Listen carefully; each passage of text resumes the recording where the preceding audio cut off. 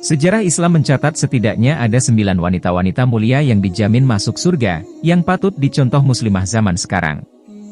Foto istimewa posisi dan peranan wanita sangat penting dalam sebuah rumah tangga. Seorang wanita adalah madrasah pertama atau sekolah pertama bagi anak-anaknya. Karena itu, sudah seharusnya sebagai seorang wanita muslimah harus banyak belajar untuk mempersiapkan diri menjadi seorang guru untuk anak-anaknya. Islam menganjurkan jadilah wanita yang tidak hanya sibuk mempercantik diri. Muslimah juga harus sibuk belajar untuk mensalahkan diri karena kelak anak-anak kita tidak butuh dengan ibu yang cantik tapi mereka butuh dengan ibu yang cerdas dan pintar dalam mendidik mereka.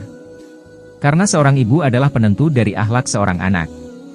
Seorang ibu, jika punya anak perempuan, maka sejak dini harus diajarkan kepada anak pentingnya menjaga aurat dalam Islam.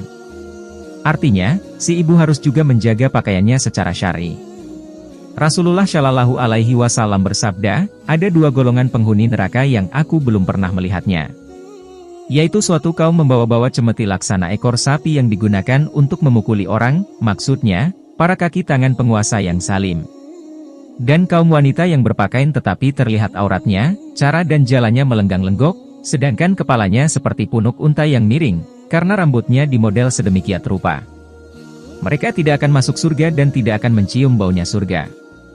Padahal baunya surga dapat dicium dari jarak sekian dan sekian.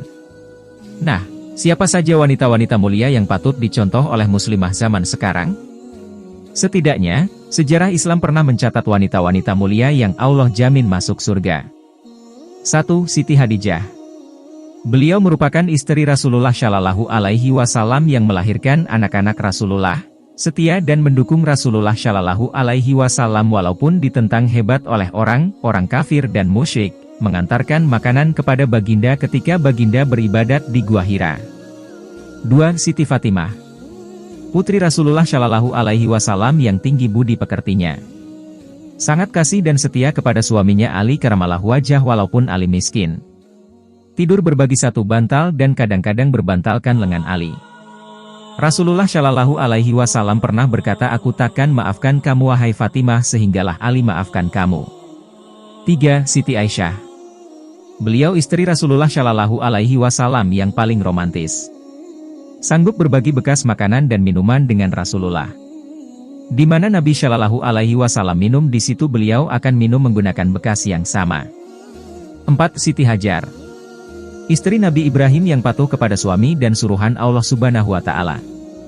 Sanggup ditinggalkan oleh Ibrahim atas suruhan Allah Subhanahu wa Ta'ala demi kebaikan. Berjuang mencari air untuk anaknya Nabi Ismail. 5. Siti Maryam. Wanita suci yang memang pandai menjaga kehormatan diri dan mempunyai marwah yang tinggi sehingga rahimnya dipilih oleh Allah Subhanahu wa Ta'ala untuk mengandungkan Nabi Isa alaihi salam. 6. Siti Asyah.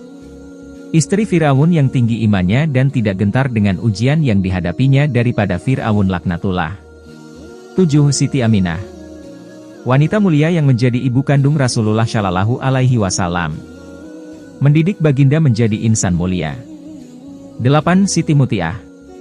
Suatu ketika, Siti Fatimah bertanya kepada Rasulullah, "Ya Rasulullah, siapakah perempuan yang kelak pertama kali masuk surga?" Rasulullah menjawab, dia adalah seorang wanita yang bernama Mutiah.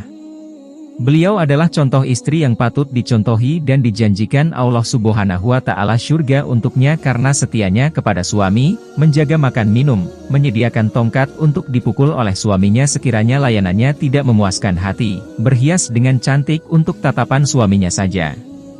9. Siti Zubaidah. Wanita kaya dermawan yang menjadi istri Khalifah Harun al-Rashid.